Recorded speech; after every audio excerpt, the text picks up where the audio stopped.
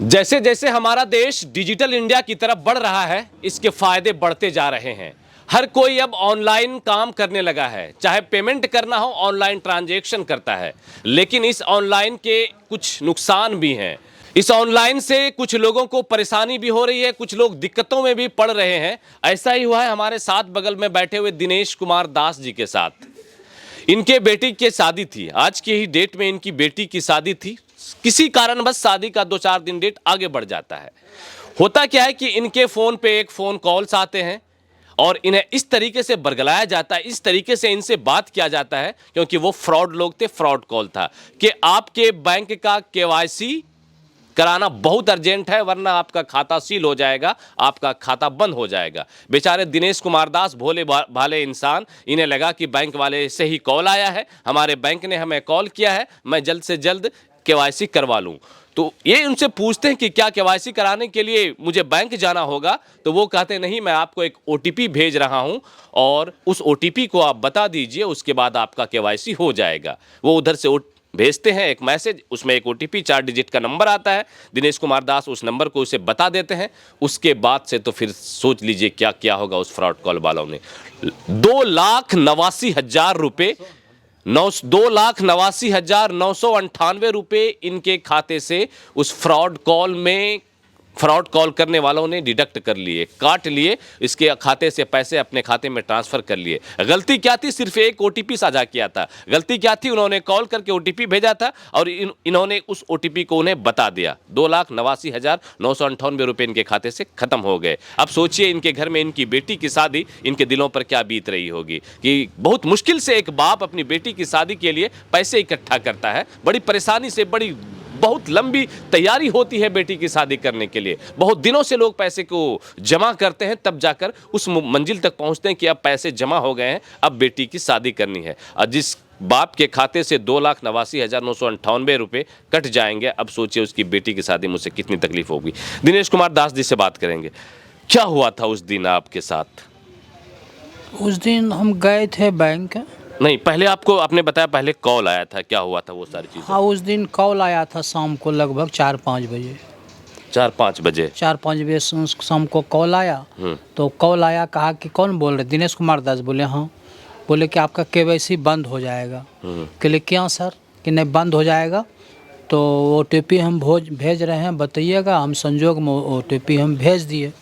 हम सोचे कि ओटीपी भेजा तो आप फिर उसको बता दिए? हम बता दिए। ठीक है। बताने के बाद जो है घर हम आए तो बैलेंस हम चेक करते रहे कि ओटीपी बता दिए, मेरा बैलेंस घटा या क्या हुआ। उसके बाद सुबह हुआ तो हम बैंक गए, कहलगांव स्टेट बैंक गए। तो उस साइबर हमको बताया कि मेरा नाम राकेश जी है, वो जो कॉल किया था। उसके बाद कहलगांव बैंक गए हैं, नीचे कोई थे गार्ड। हम बोले यहाँ कोई राकेश जी है क्या? बोले कोई नहीं। ऊपर गए तो हम बोले यहाँ को राकेश जी है क्या? बोले क्या बात है, राकेश जी को यहाँ कोई नहीं है। कहले कोई हमको कॉल किया था इस नंबर पे, तो बोला कि पैसा ऐसा निकला है क्या? तो हम बोले चेक कीजिए सर। तो चेक किए थे, उस दिन पैसा नहीं निकला था। 3 तारीख को 11 बजे तक नहीं निकला था। कॉल आया था आपको 2 तारीख के शाम में? हाँ, 2 तारीख के शाम में कॉल आया था। फिर क्या हुआ? उसके बाद 3 तारीख को आए, देखे बैलेंस तो ठीक था 11 बजे तक। उसके बाद 11 बजे के बाद हम घर चले गए।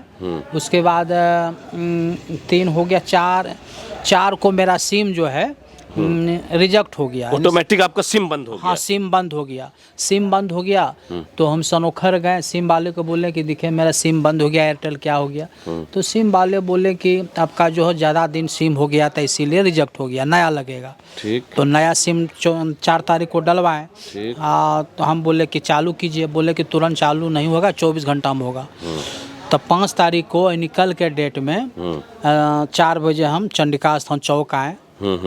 तो चौक जब आए तो साथी संग को बोले कि गूगल पे जो मेरा गड़बड़ा गया है, ठीक कर दीजिए।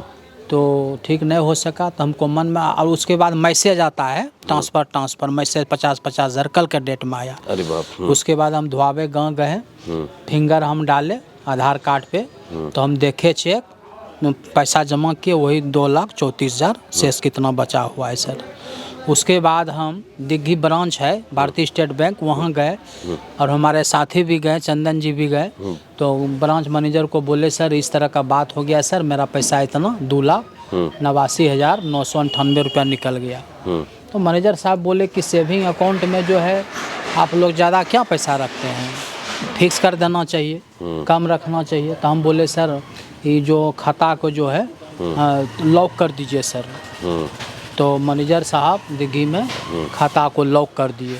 उसके बाद बोले कि आप जो है अपना ब्रांच कहलगांव जाइएगा। उसके बाद भालपुर चले गए साइबर थाने में गए। हाँ, साइबर थाने में भालपुर गए, वहाँ भी आवेदन दिए। उसके बाद एएसपी जो है एसएसपी साहब वहाँ जो भी भालपुर में है उन्हीं के समक्ष में भी साइबर के भी डीएसपी साहब आए तो उनको भी आवेदन दिए। अच्छा, ये पैसा आपने जो किस लिए जमा किया था? पैसा सर जमा इसलिए किए थे कि हमारी बेटी का शादी यानी 6 फरवरी को डेट था सर, और किसी के कारण उनकी शादी नहीं हो सकी, डेट बढ़ गया है सर। मार्च अप्रैल में शादी होगा सर। अच्छा, ये पैसा जो ट्रांजैक्शन का मैसेज आया आपके अकाउंट से कटने का, तो ये किस्तों में कैसे कैसे कटा कि एक बार में कितना, एक बार में कितना, एक बार में कितना, ऐसा कुछ?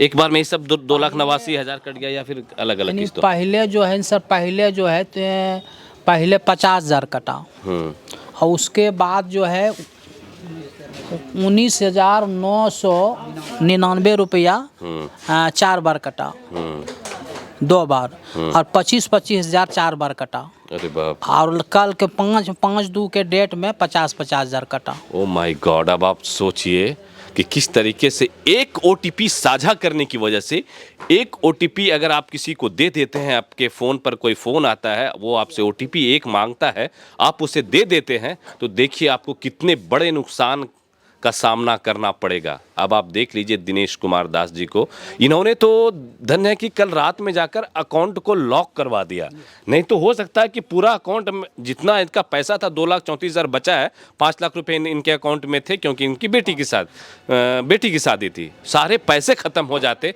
तभी अब ये बहुत डिप्रेशन में है, अभी बात करने के भी लायक नहीं है, इतने सोच में है, इतनी गहरा सदमा लगा है इसे, इतने डिप्रेशन में है। तो मुझे लगा कि नहीं, चंदन जी से थोड़ा सा और बात करें। चंदन जी, ये सारी चीज़ें हुई, उसके बाद आप साइबर क्राइम में गए इन्हें दिनेश कुमार जी को लेके, वहाँ पर क्या कुछ हुआ? सबसे पहले तो मैं उजागर मीडिया को धन्यवाद करना चाहूँगा। हम लोग साइबर क्राइम गए, वहाँ पर आवेदन दिए। आवेदन देने के बाद जो रिस्पांस होना चाहिए था जल्दबाजी के लिए, उस तरह से का कोई रिस्पांस नहीं मिला हम लोगों को, जो बेहद ही साइबर क्राइम के लिए खतरनाक है। बिल्कुल बिल्कुल। साइबर थाने अगर बने हैं लोगों के साथ, साइबर क्राइम क्यों बना है, साइबर थाना क्यों बना है? साइबर क्राइम को रोकने के लिए। तो साइबर थाने में ये लोग जैसा बता रहे हैं कि आवेदन लेकर जाने के बाद भी भागलपुर जिले में एक मतलब रिस्पांस नहीं ले रहे हैं। रिस्पांस नहीं मिला हम लोगों को, मिलना जो चाहिए था। जो कि साइबर से ठगी होता है तो उनके लिए तुरंत एक्शन लेना चाहिए था, एक्शन मोड में आके उनके ऊपर कार्रवाई करना चाहिए। क्योंकि पैसे जो निकाला गया तो किसी न किसी व्यक्ति के द्वारा निकाला गया, कहीं ना कहीं से तो निकाला होगा। उनके लिए लोकेशन उसके लिए डिटेक्ट करना चाहिए था, खोजना चाहिए था, लेकिन उस तरह से कोई रिस्पांस हम लोगों को नहीं मिला, जो बेहद ही खेदजनक है।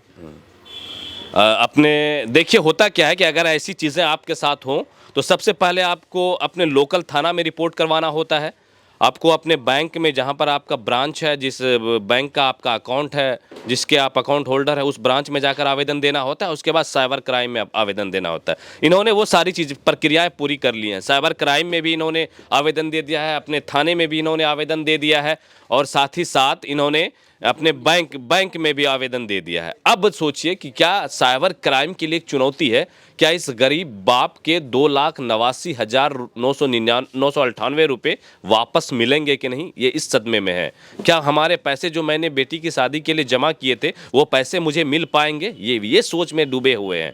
अब सोचिए, ये जो है ना दिनेश कुमार दास जी एक बहुत ही बिहार के चर्चित विधायक रहे हैं, 9 बार के विधायक रहे हैं। सदानंद सिंह जी जो कांग्रेस पार्टी के थे, और उनका गांव जो उनका पैतृक गांव है धुआवे, उसी गांव के हैं, जो कि सनोखर थाना क्षेत्र में पड़ता है। सनोखर थाना क्षेत्र में नया टोला धुआवे का नया टोला, और भागलपुर जिले का ये मामला है।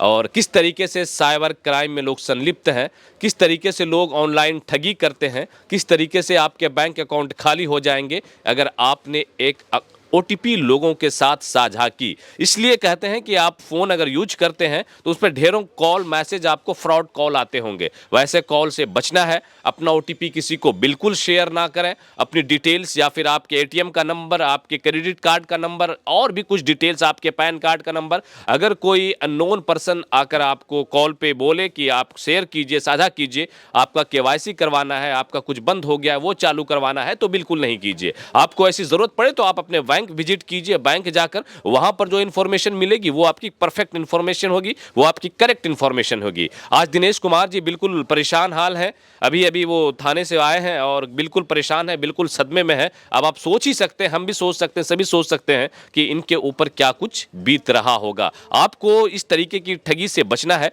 आपको इस तरीके के फ्रॉड से बचना है, तो आपको सिर्फ एक काम करना है कि आपको ऑनलाइन जो कॉल्स आते हैं, फ्रॉड कॉल्स, उसको बिल्कुल अपनी कोई जानकारी साझा ना कीजिए। अगर बाय मिस्टेक ऐसी चीजें आपके साथ हो जाती हैं, आपने साझा कर दी है, तो आपको सबसे पहले साइबर क्राइम में रिपोर्ट दर्ज करवाना है, साइबर थाने में जाके कि ऐसे ऐसा साइबर क्राइम हमारे साथ हुआ है। दूसरी चीज है, आपका जो लोकल पुलिस स्टेशन होता है, लोकल जो थाना होता है, वहां रिपोर्ट दर्ज करवाना है और बैंक के अंदर आपको रिपोर्ट दर्ज करवाना है। और ये सारी चीजें सिर्फ 7 डेज, विद इन 7 डेज, 7 दिन के अंदर आपको करवा लेना है।